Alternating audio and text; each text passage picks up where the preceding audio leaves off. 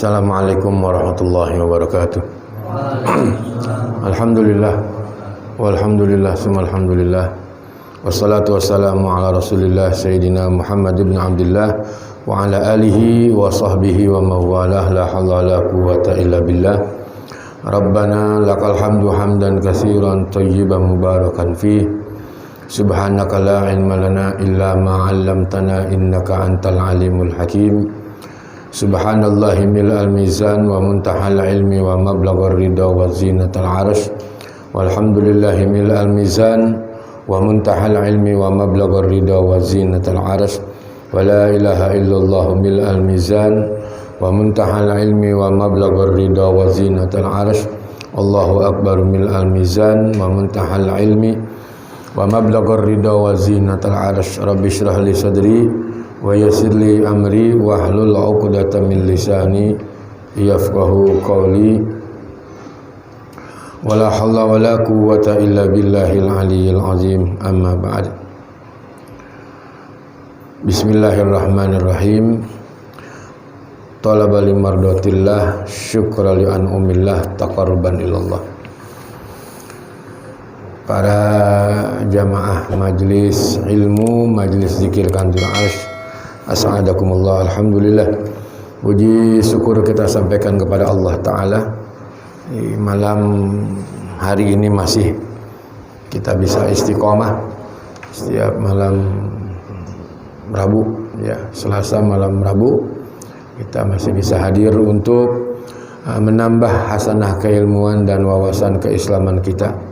Duduk di tempat ini, semoga Allah jadikan sebagai nilai tambah ibadah dan menjadi anugerah yang Allah Ta'ala berikan kepada kita dengan kita tetap istiqamah di dalam mencari karunia dan keridhaan Allah Subhanahu wa Ta'ala. Salawat teriring salam tak lupa kita sampaikan kepada Sayyidil Alamina wa Khairil Bariyah Muhammadur Rasulullah sallallahu alaihi wa alihi wasallam.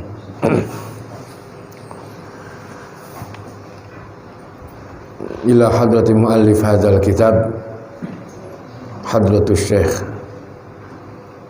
Kyai Haji Hashim Asy'ari wa usulihi wa furu'ihi rahimahullahu ta'ala wa nafa'na wa bi'ulumihi wa ila hadratin Nabil Mustafa Sayyidina Rasulullah Muhammad ibn Abdullah sallallahu alaihi wasallam wa ashabihi wa azwajihi wa zurriyyati wa ahli baitil kiram. Al-Fatihah.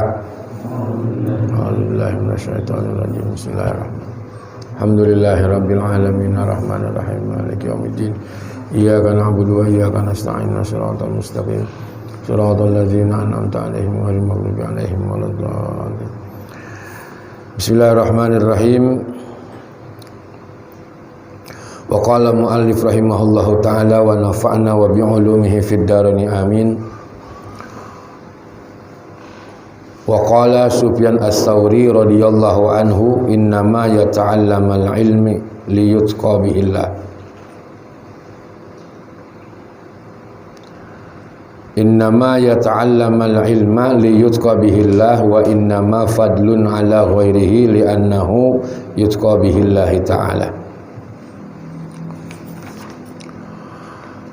Fa in ikhtalla hadzal qasdi wa fasadat niyatu talibihi bi an yastash'ir bihi at-tawassulu ila munali dunyawiyya min malin aw jahin faqad batala ajruhu wa habita amaluhu wa khasira khusranan mubina.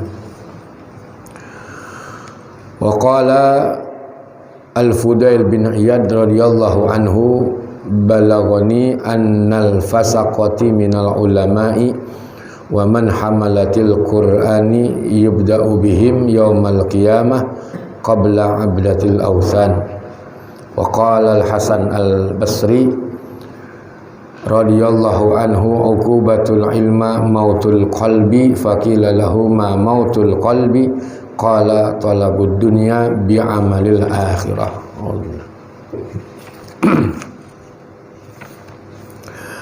Jadi ada tiga nasihat dari Al-Imam Sufyan Ats-Tsauri, kemudian Fudail bin Iyad, kemudian Al-Imam Hasan Al-Basri. Generasi tabi'in, ada juga generasi ulama salaf. Wa qala Sufyan Ats-Tsauri, dan telah berkata Al-Imam Sufyan Ats-Tsauri. Imam Sufyan Ats-Tsauri ini juga ada yang mengatakan sebagai imamnya para hadis, ya, imamnya ulama-ulama hadis. Sufyan Ats-Tsauri. Ada ulama hadis, ada imam hadis, ada imam sunnah. Imam sunnah itu adalah Imam Auza'i. Ada juga yang mengatakan seperti itu.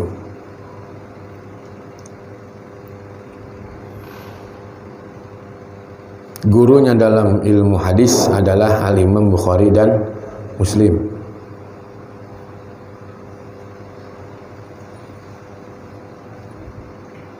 Innama yata'allam, kata beliau nih, sesungguhnya orang yang menuntut ilmu, mempelajari ilmu, liyutqa bihillah, dia tujukan untuk bertakwa kepada Allah Ta'ala.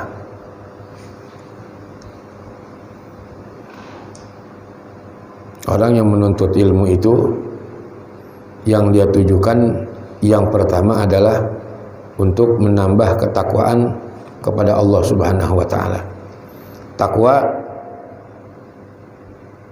fattaqullaha mastata'tum,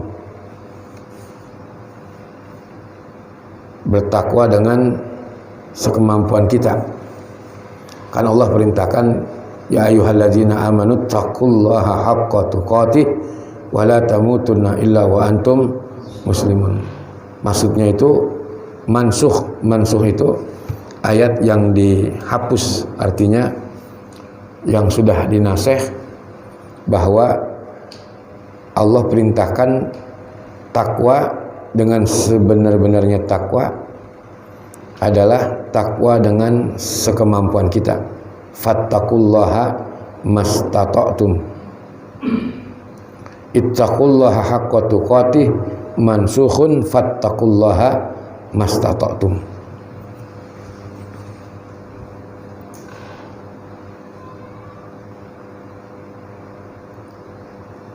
Wa innama fadlun ala ghairihi li'annahu yutqa bihillahi ta'ala.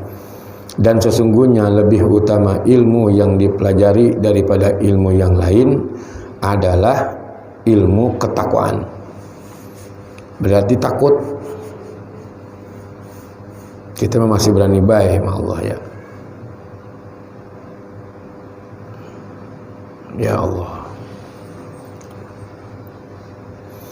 Yang seharusnya ilmu itu yang dipelajari, yang manfaat dunia akhirat adalah ilmu yang mencapai takwa.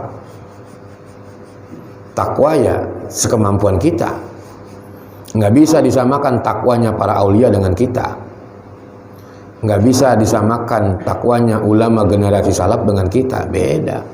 Zamannya juga beda. Makanannya udah beda kan.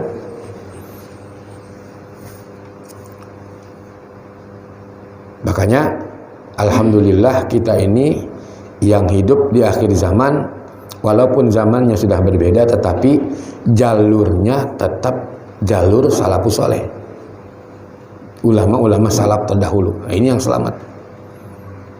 Jadi ada jalan, ada jalur. Kalau jalan itu kan belok-belok dia.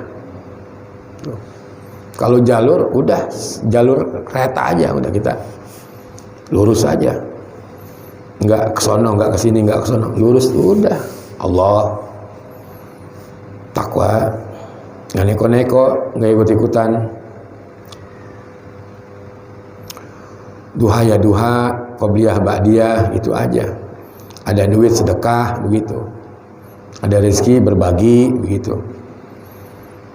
Ada waktu ya silaturahmi, hadir ke majelis ilmu, duduk dengan ulama-ulama, kan begitu yang enak.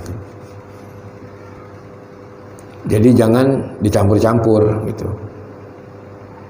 Akan belok ke kanan, belok ke kiri ya ke kiri. Jangan. Kita masih begitu kayaknya kita. Ya. masih begitu. Orang lagi maulid mah maulid, party mah party. Ya. Jadi bedain. Yang paling nikmat itu hidup berada di jalurnya para salafus soleh. Kenapa? Karena salafus soleh itu berpegang kepada manhajul qaim, manhaj yang lurus, yang diajarkan oleh Rasulullah, terus oleh sahabat, tabi'in, tabi'in. Itu yang lurus tuh.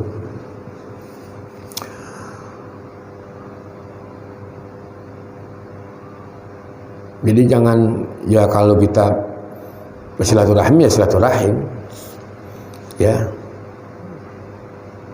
nyampur gitu. Cuman jangan sampai kita ini diwarnai orang. Warna kita sudah beda, misalkan dengan warna orang lain atau kelompok. Nah jangan kita ikut.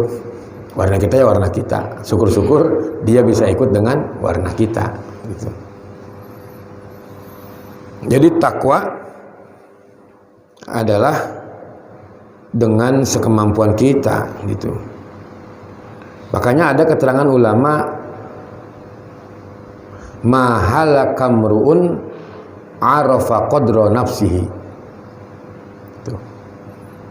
Mahalakamruun, tidaklah seseorang itu celaka, arafa qadra nafsihi, jika dia mengenal tentang siapa diri dia sebenarnya gitu. Saya ini kan RT misalkan gitu ya, masa mau ngatur-ngatur gubernur gitu. Siapa kita? Habis celaka kita, ya gak? Begitu maksudnya. Jadi orang kalau yang dia mengetahui identitas dirinya, Pak, insya Allah dia gak akan celaka. Jadi celaka orang kalau yang tidak mengenal siapa dirinya.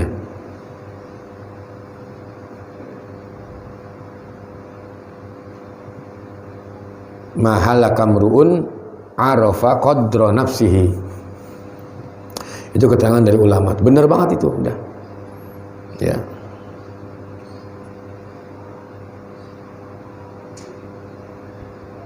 Lah kita makan namanya usaha. Misalkan usaha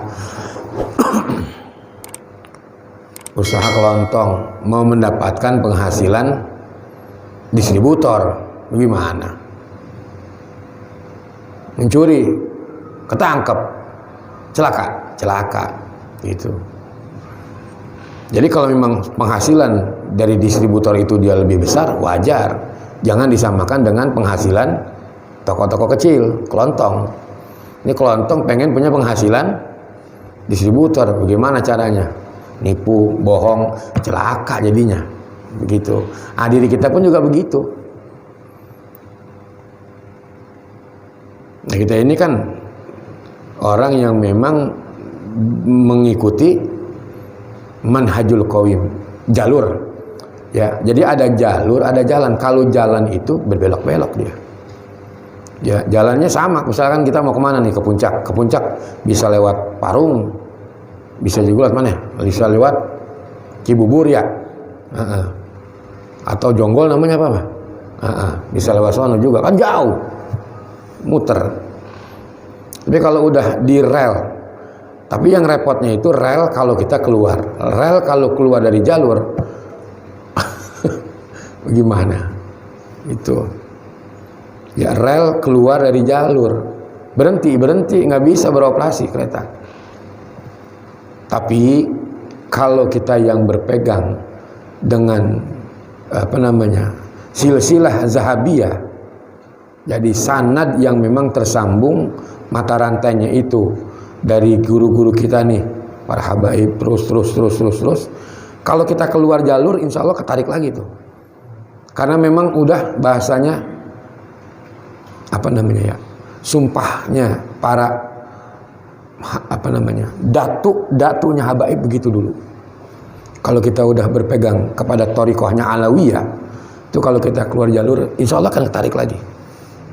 Gak mungkin kita akan keluar jalur terus menerus sampai kita menjadi orang yang kebelangsak, sampai sesat menyesatkan, insya Allah nggak sampai. Jadi ada asrar tuh, ada asrar namanya. Kalau kita tulus di dalam mengikuti jejaknya para habaib, termasuk para kiai-kiai yang memang sanad keilmuan dan guru-gurunya itu tersambung kepada sumbernya, yaitu Rasulullah Sallallahu. Nah, ini yang harus kita ikuti.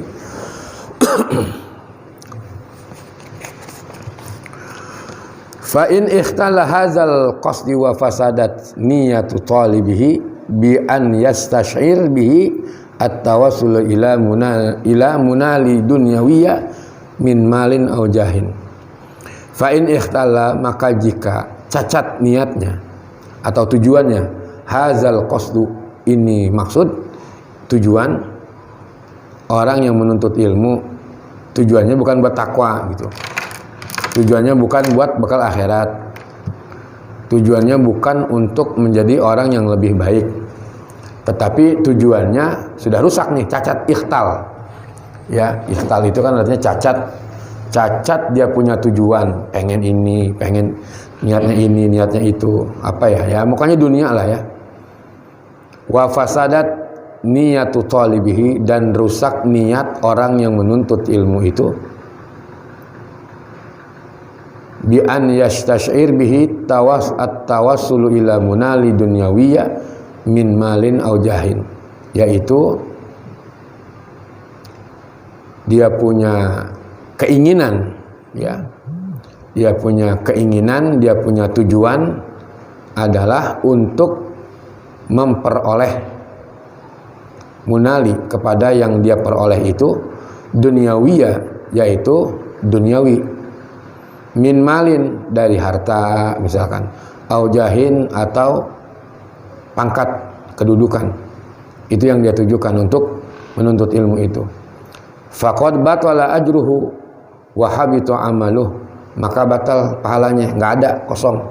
Wa habita amaluhu, dan rusak amal-amalnya, capek doang jadinya. Wa khasira khusranan mubina, dan rugi dengan rugi yang teramat sangat, bahasanya begitu. Khusranan mubina, jadi rugi yang teramat sangat. Ngaji pengen biar ini gitu, makanya dunia aja yang dicari tanpa pengamalan gitu, tanpa dia punya tujuan untuk ketakwaan misalkan. Harusnya kan ketika menuntut ilmu itu dia luruskan niatnya apa? Mengambil manfaat di majelis. Dari manfaat itu bisa diambil buat dirinya maupun buat orang lain, buat keluarganya, buat tetangganya, buat teman-temannya. Nah, itu yang dikatakan ilmu yang bermanfaat sampai hari kiamat. Jadi mengambil manfaat dari guru. Guru kesenangannya apa nih? Misalkan baca rotib, ngikut baca rotib. Oh, guru kesenangannya baca tiap pagi wirdul latif. Ambil manfaat dari guru. Nah, nanti wirdul latif itu tuh yang memang kita baca mengambil manfaat dari guru. Nanti di hari kiamat itu yang akan menjadi sebuah timbangan. Ya, yang bakalan ditimbang di mana? Di mizan. Karya-karya ulama yang pernah kita bahas kan? Hadis dari Rasulullah Sallallahu Alaihi Wasallam. Jadi karya-karya ulama, begitu juga dengan darahnya para syuhada, nah, nanti akan memberatkan timbangan ketika di mana? Di mizan.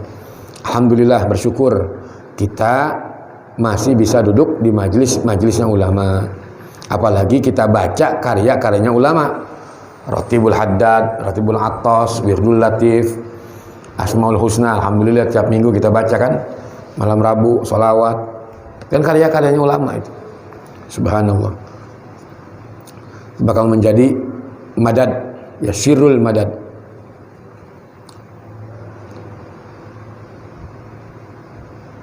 Jadi kalau yang ditujukan untuk dunia, ya udah kosong, pahalanya nggak ada apa-apa. Dunia, dia pengen mendapatkan harta yang banyak, atau ingin mendapatkan pangkat, dan kedudukan, atau wayasrifa wujuhan nas, atau memalingkan manusia kepada dirinya. Nah, yang pernah saya sampaikan kemarin kan, nih aneh punya guru aneh pakai jubah sampai 3 misalkan, bangga tuh, bukan ngamalin ilmu gurunya, tapi dia bangga dengan gurunya, bangga itu yang masya Allah, capek doang. Nggak perlu dah kita ngomongin macam-macam, udah pokoknya ilmu amalin, begitu, amalin.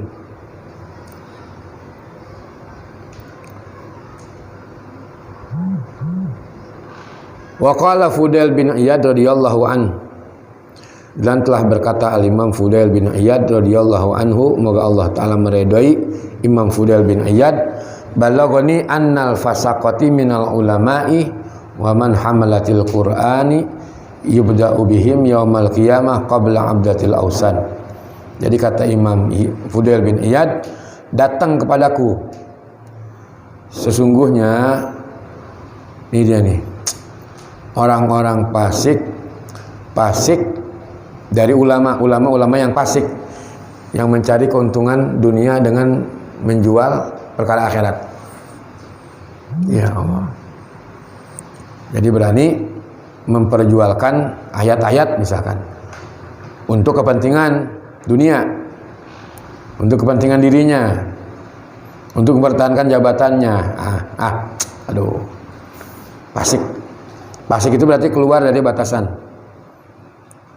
Ya Allah Rabbi. Kalau ada fasik, ada pasak. Kalau fasik itu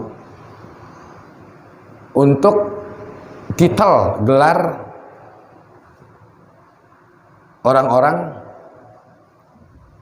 atau umat Nabi yang keluar dari batasan-batasan syariat, namanya fasik tuh. Artinya ngebangkang begitu, ngakunya dia beriman tapi ngebangkang. Fasik. Ngakunya beriman tetapi kagak sholat, fasik tuh.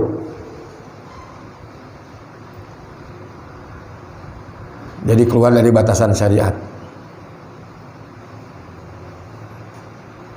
Fasik manusia, hamba-hamba Allah yang mengaku dirinya beriman tetapi keluar, ngebangkang, intinya ngebangkang. Ada pasak itu bangsa jin yang ngebangkang kepada Allah Ta'ala. Wa izqulna lil malaikati isjudu li adama fasajadu illa iblis kana minal jinni fafasaqa an amri rabbih. Itu kan surah Kahfi itu. Jadi ketika jin disuruh oleh Allah Ta'ala untuk tunduk kepada Adam, Nabi Adam. Jadi ketika malaikat diperintahkan oleh Allah, wa iz qulna lil malaikati isjudu li adama fasajadu illa iblis. Maka ketika disuruh sujud malaikat semuanya tuh. Fasajada illa iblis. Maka sujud malaikat illa iblis, kecuali iblis. Kana minal jinni fafasaqa an amri rabbih. Adalah iblis itu jin, ya, jin. Jadi jin yang ngebangkang kepada Allah Ta'ala namanya iblis. Pasak tuh. Kana minal jinni fafasaqa an amri rabbih. Ya, adalah jin yang ngebangkang terhadap perintah Tuhannya. Iblis. Bangsa jin yang ngebangkang kepada Allah Ta'ala. Disebut iblis namanya. Macam-macam bentuknya itu kan. Ya Allah. La ilaha illallah. Namanya pasak tuh. Papasakoan amri rabbi. Ketika disuruh sujud, maka dia ngebangkang kepada Tuhannya. Kalau manusia, orang yang beriman, umat Nabi, diperintahkan untuk sujud kepada Allah, nggak mau sujud, fasik. Dia nggak mau sembahyang, dia nggak mau sholat. Disuruh baca Quran, Allah perintahkan, nggak mau baca Quran, berarti fasik kita. Iya, ini mah kan hukum. Jadi jangan Ustaz ngomong sampai begitu banget. Ya bukan begitu. Masih kita mau remeng-remengin, tanggung jawab di akhirat. Kan Allah yang perintahkan. Tuh. Utlu ma uhiya ilaika minal kitab wa aqimis shalah. Utlu ma uhiya ilaika minal kitab. Kan diperintahkan tuh, yang merintahkan Allah, disuruh baca. Baca hai Muhammad apa yang telah aku wahyukan kepadamu. Termasuk kita ini sebagai umatnya. Jadi bukannya Nabi Muhammad doang yang kudu baca Quran. Kita yang ngikut kepada Nabi kudu baca itu. Sebelum perintah sholat, Quran dulu. Cuman kebanyakan orang ingatnya sholat aja perintahnya. Padahal ada yang tidak kalah pentingnya perkara yang Allah perintahkan adalah baca Quran. Selain sholat. Tuh. Pasik kita berarti. Ya Allah. Jangan dibilang aneh kasar ngomongnya. Kasar banget. Tak berhenti lagi ngaji. Loh berhenti ngaji mah gabus sumur namanya. Jangan. Emang begini hukum. Kalau nggak mau dikatakan fasik, nurut sama Allah. Sholat, baca Quran, walaupun selembar sehari. Tuh, kan manut namanya. Gitu. Baca Quran, ya sholat 5 waktu. Nurut baik ke Allah. Gitu.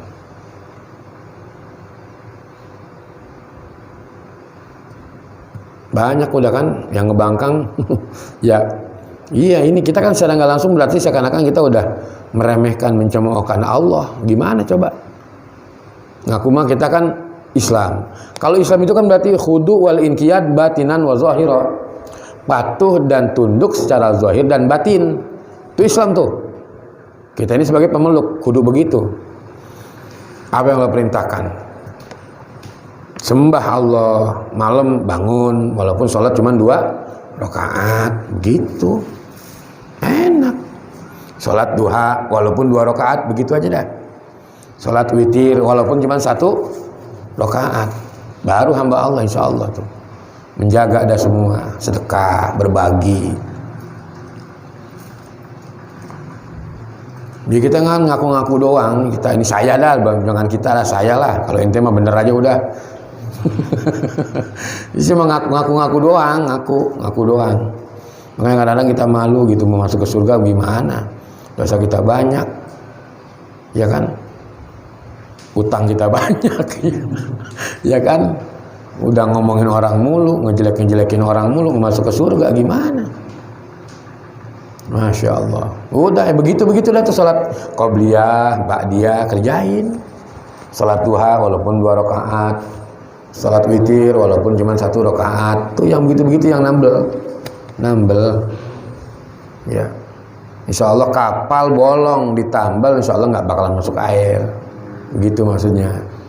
Jadi yang nambel-nambelin itu yang begitu-begitu tuh sedekah, bangun malam, sholat duha, ya baca darus Al-Quran, zikir, sholawat. Nah ini bulan Sya'ban nih, minimal 1000 dah baca. Sallallahu ala Muhammad, sallallahu ala Muhammad, sallallahu ala Muhammad. Nggak sanggup gopek, 500. Nggak nyanggup juga potong dah 2,5, 250 kali berarti sallallahu ala Muhammad, sallallahu ala Muhammad, sallallahu ala Muhammad. Masih keberatan juga pego. Masya Allah. Masih berat juga pego, gocap masih berat juga 25 masih berat juga, mati bae mendingan. Menjadi bangetan jadi orang Islam. 25 sallallahu Muhammad sallallahu masih berat juga kan kebangetan namanya. Baca nih bulan Sya'ban ini, bulan Sya'ban. Ya baca dah. 100 kayak 200 baca. Kenapa? Karena ini bulannya Nabi gitu. Jadi ayat yang turun kan asbabun nuzul, ayat yang turun yang berbunyi innallaha wa malaikatahu yusholluna 'alan nabi ya ayyuhallazina amanu shallu 'alaihi wasallimu taslima. Itu pada bulan Sya'ban. Sesungguhnya Allah dan para malaikatnya berselawat kepada Nabi. Kemudian Allah perintahkan, hai orang-orang yang beriman, salatlah kalian, berselawatlah kalian. kepada sallu alaihi wasallimu taslima. Siapa? Nabi Muhammad sallallahu alaihi wasallam, kekasihnya Allah Subhanahu wa taala. Ambil berkah di bulan Sya'ban begitu. Sallallahu alaihi Muhammad, sallallahu alaihi Muhammad, sallallahu alaihi Muhammad, sallallahu. Pagi-pagi duduk dulu dah 200 kayak baca enggak apa-apa. Masya Allah. Jadi biar kebuka semua hijab di dalam diri kita nih. Hijab yang membuat kita ini malas ibadah. Hijab itu kan berarti ada hijab, ada apa namanya sih? Penghalang. Nah, ada penghalang kenapa sampai saat ini kita nggak mau sedekah sih? Padahal kita mampu buat sedekah. Di kita ada orang 1000 kok cuman sedekah. Tapi sampai saat ini kok kita berat banget. Kenapa? Ada hijab. Bagaimana caranya biar ngebuka hijab itu? Selawat sama Nabi, deketin Nabi. Nabi manusia di dunia ini yang paling dermawan, Nabi Muhammad. Udah, biar ngebuka semuanya gitu. Kenapa sampai saat ini kita sholat duha kok kayaknya berat banget? Padahal ada waktu, ada banget waktu. Kenapa sampai saat ini kita sulit? Berarti masih ada hijab. Bagaimana biar ngebuka hijab itu? Berikan manfaat kepada kaum muslimin, banyakin salawat kepada Rasulullah. Insya Allah itu akan ngebuka semua hijab. Sama orang tuh baik aja, sama orang tuh nggak tegaan aja, udah kasih. Kalau hatinya udah begitu, subhanallah. Ya, ibarat kita makan di warteg, yang pernah saya cerita, kita makan tongkol, ada kucing jongkot, kucing juga kudu makan tongkol. Itu kalau hatinya yang dermawan. Tapi kalau karena ada hijab, kita makan tongkol, kucing meong. Syuk. Itu lagi sampai masih ngual, masih musir-musir kucing itu. Di mana kedermawanan hati kita? Inilah kita belajar berbagi begitu. Kenapa? Karena di kucing ada rahmat Allah.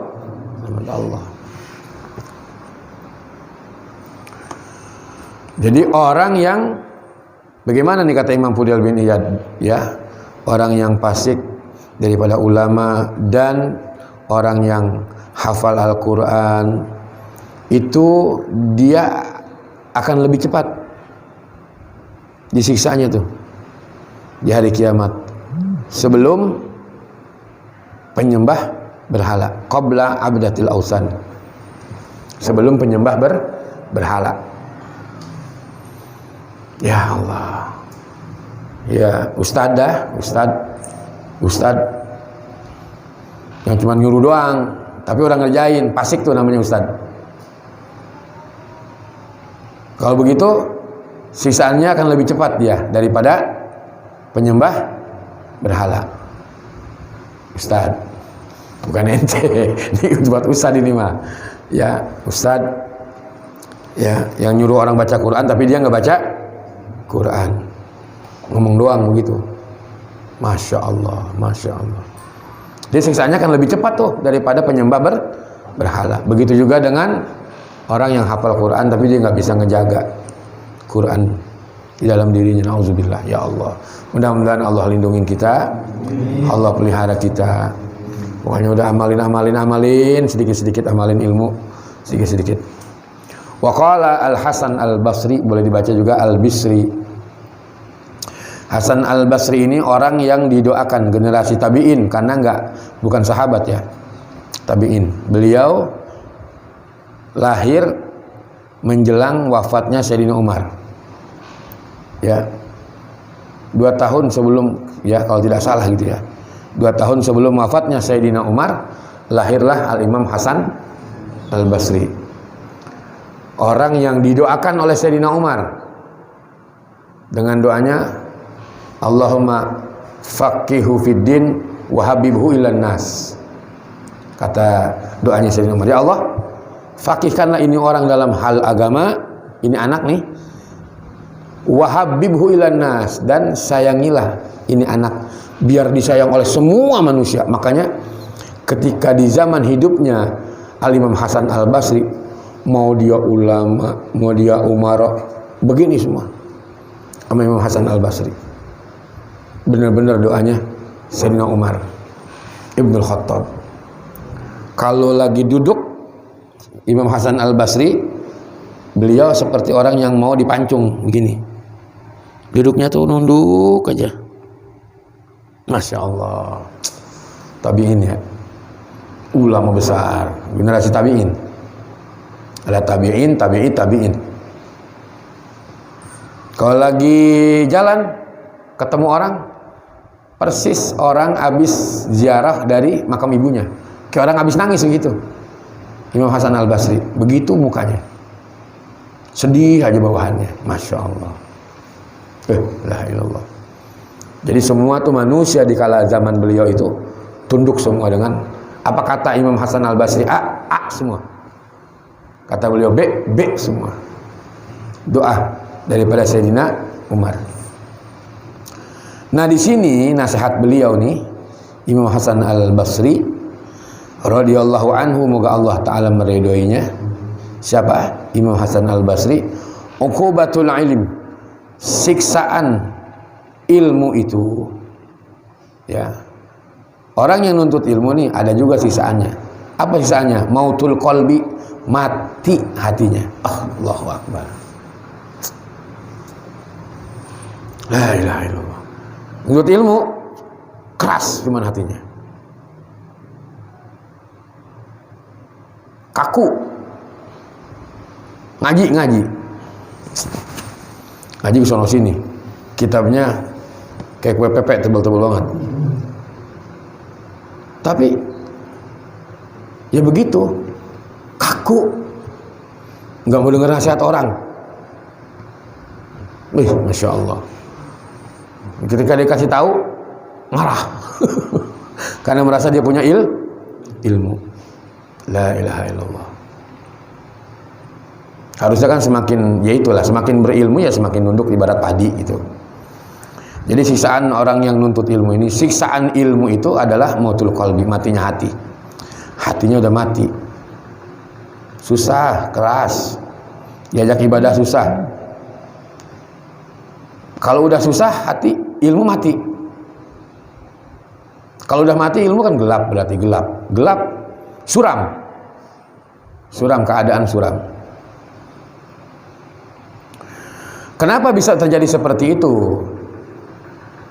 Ya, dijawab oleh Imam Hasan Al-Basri. Ada yang bertanya, faqila lahu ma mautul qalbi, apa yang dimaksud dengan matinya hati itu ya Imam? Bahasanya begitu. Qala, maka menjawab Imam Hasan Al-Basri, talabud dunya bi amalil akhirah. Matinya hati itu orang yang menuntut ilmu maupun orang yang menyampaikan ilmu. Kenapa? Dia mencari dunia dengan amal akhirat, memperjualbelikan agama. Itu yang tadi saya bilang. Jadi dia cari dunia dengan amalan-amalan akhirat. Ayo. Begitu maksudnya.